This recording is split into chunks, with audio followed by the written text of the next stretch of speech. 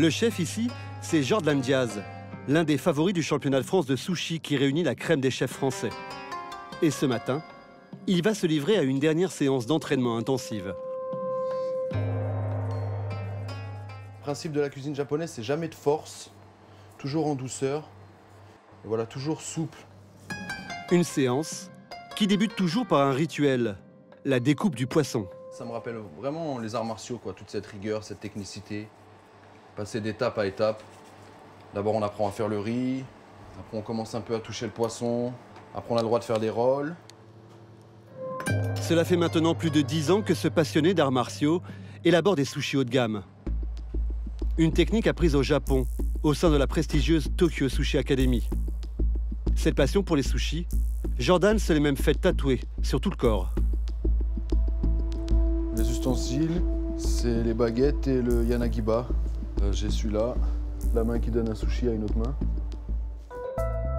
Aujourd'hui, pour mettre toutes les chances de son côté, Jordan a fait appel à Edouard De Bruyne, un ami chef comme lui, qui a participé à la première édition du championnat. Ça va? Ça va, frérot? Ça va? Pas trop l'impression? Si, ouais, je suis... C'est bientôt, ouais? Ouais. Il va faire office de coach et lui livrer quelques petites astuces qui, peut-être, feront la différence.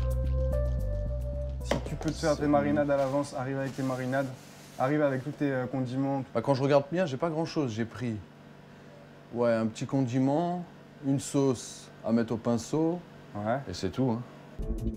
Sélectionné grâce aux photos de ses créations, Jordan est aujourd'hui considéré comme l'un des meilleurs sushimans français. La gastronomie japonaise est l'une des plus raffinées au monde. Alors pour espérer gagner, pas de folie, il va devoir respecter des règles très précises. Je pense qu'ils vont faire attention à la pression du riz, à la régularité de la découpe du poisson, à la taille de tous les sushis si elle est identique. Il faut que quand vous mettez le sushi en bouche, tous les grains de riz se détachent. On doit sentir chaque grain de riz dans la bouche.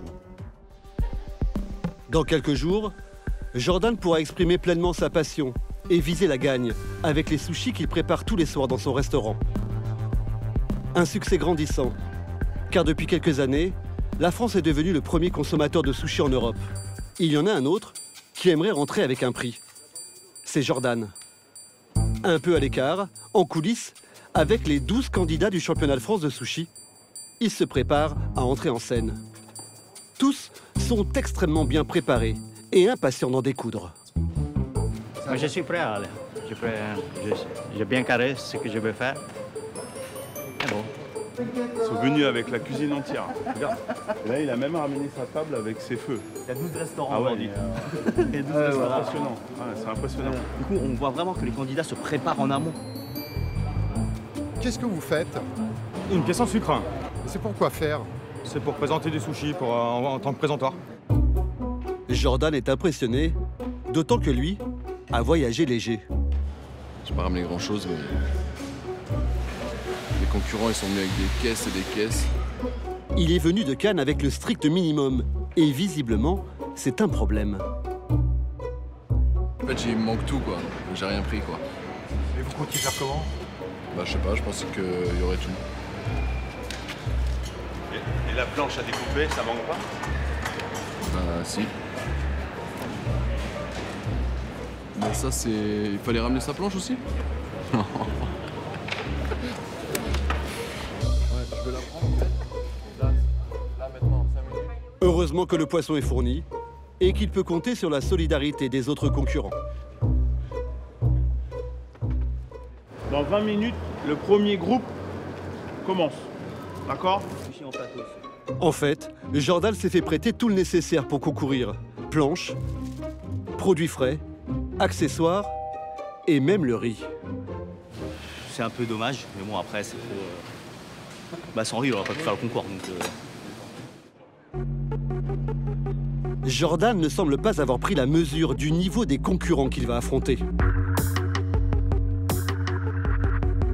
Il aura fort à faire, notamment avec cet homme, Emanuele Bombardier, le sous-chef italien du Royal Monceau, le célèbre palace parisien.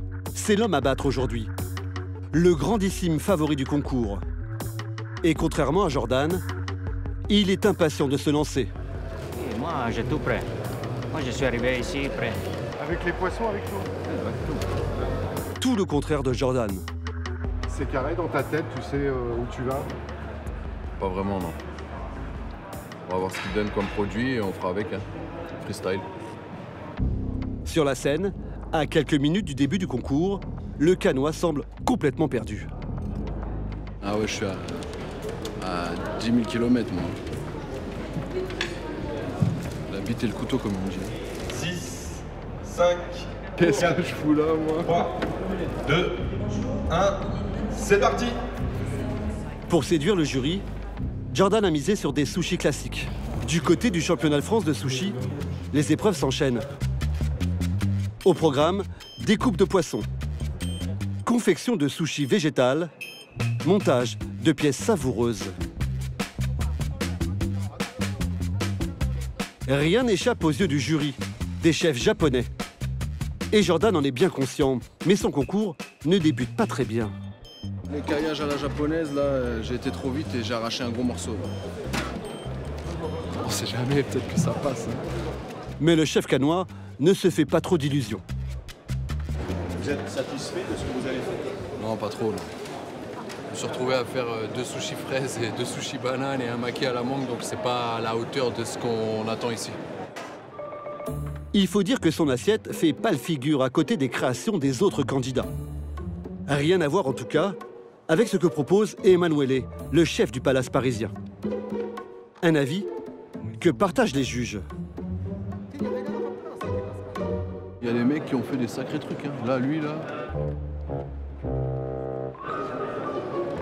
Lui aussi, il est un sacré présentoir. Hein. Dans quelques minutes, sur les 12 candidats en lice, seuls 3 chefs accéderont à la finale. Parmi eux, le futur champion de France.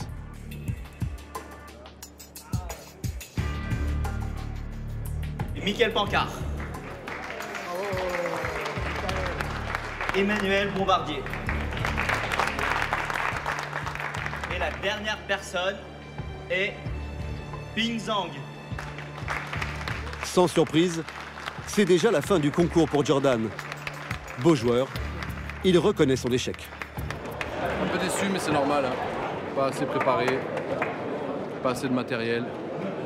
Voilà. Vous reviendrez plus fort l'année prochaine? Je pense pas que je reviendrai, non. C'est pas trop mon truc, les concours. Au moins, j'ai vu, c'est cool, bonne ambiance. Voilà, je rencontre des gens, on partage un peu tout ça, mais ce stress, et... en fait, je suis bien chez moi, accueillir mes clients. C'est un autre univers. Je suis venu les mains dans les poches. Bah, je repars les mains dans les poches. Plus qu'une épreuve à disputer, et Emanuele compte bien décrocher le titre. La fin du suspense approche aussi du côté du championnat de France de sushi. Les 3 finalistes règlent les derniers détails avant de se lancer dans l'ultime épreuve, celle où tout est permis. Cette dernière épreuve, c'est l'épreuve freestyle, sans restriction. Donc ils mettent ceux qu'ils veulent, tous les produits qu'ils veulent. Et ça va déterminer en fait le champion de France 2019 qui va intégrer l'équipe de France pour aller défendre les couleurs de la France à la Coupe du Monde cet été à Tokyo.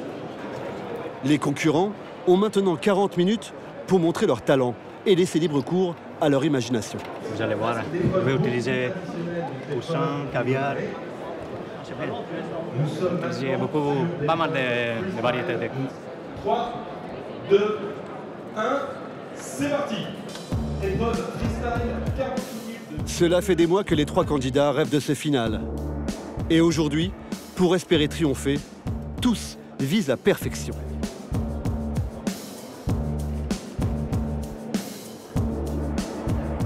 Ce candidat angevin est le premier à commettre une petite erreur.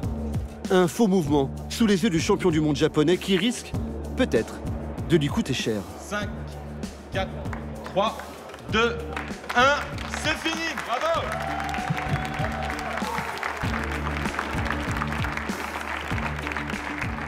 J'étais un peu avec la...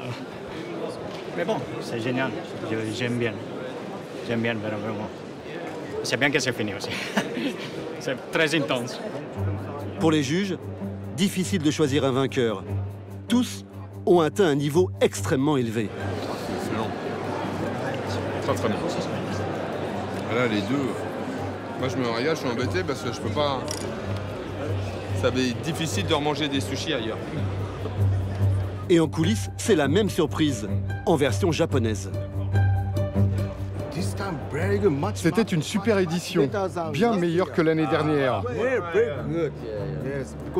J'ai déjà parcouru 7 pays pour la compétition et c'est la France qui possède le meilleur niveau. Mais ne le répétez pas. Meilleur que les Japonais? Oui, c'est ce que je pense, car les Français sont très créatifs. Au Japon, c'est plus simple. Au Japon, tu essaies de prendre un produit, de retirer tout ce qu'il peut y avoir à côté, et vraiment de sublimer le produit. Et c'est vrai qu'en Europe, nous, on a l'habitude de prendre des aliments, de tout mettre et d'essayer d'avoir un produit fini avec plein de saveurs. Et du coup, c'est un peu ce mélange là, tu vois. Du coup, c'est très intéressant et c'est pour ça qu'ils sont un peu scotchés aussi. C'est bien, on y arrive. Le vainqueur, nouveau champion de France de sushi 2019 est... Emmanuel Bombardier. C'est finalement le grand favori qui ira défier les Japonais pour les championnats du monde. Et comment ça se fait que tu es si fort? Je suis italien. Prochaine étape, le championnat du monde? Oui, bien sûr, bien sûr, bien sûr. Là, va être encore plus chaud, mais moi aussi, je suis chaud. À l'autre bout du salon, il y en a une autre qui est impatiente de connaître les délibérations du jury.